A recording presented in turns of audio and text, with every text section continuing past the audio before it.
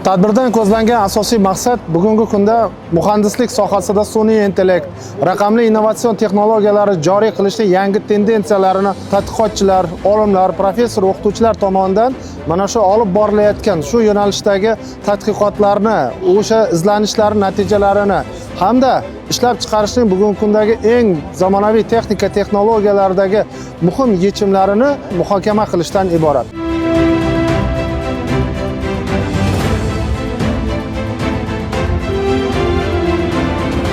Raqamlashtirish va sun'iy intellektning asosiy vazifasi bu aholi daromadlarini oshirish va yashash tarzini yaxshilashdan iborat bo'ladi.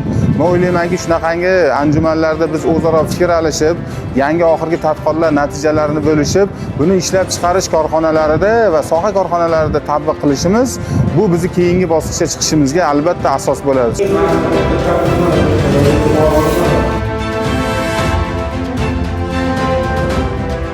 O'zbekiston miqyosiga keladigan bo'lsak, sun'iy intellekt texnologiyalarining rivojlanishi hozirda juda ham jadal ketyapti. Government AI Readiness, ya'ni davlatning sun'iy intellekt texnologiyalariga tayyorligi reytingiga kamida 200 ta davlat orasida 50 talikka kirish maqsadi qo'yilgan. Bundan tashqari 2030-yilgacha O'zbekiston Respublikasi hududida juda katta data centerlar qurilish, 5 milliard dollargacha data centerlarning o'ziga investitsiya jalb qilish yo'nalishlari belgilab berilgan. Undan tashqari 5 million sun'iy intellekt muhandislari kabi katta yirik loyihalar hozirda O'zbekistonda sun'iy intellekt texnologiyalariga ko'rsatilayotgan e'tibor va qilinayotgan ishlarni ko'rinishi deb olsak, talqin qilsak bo'ladi.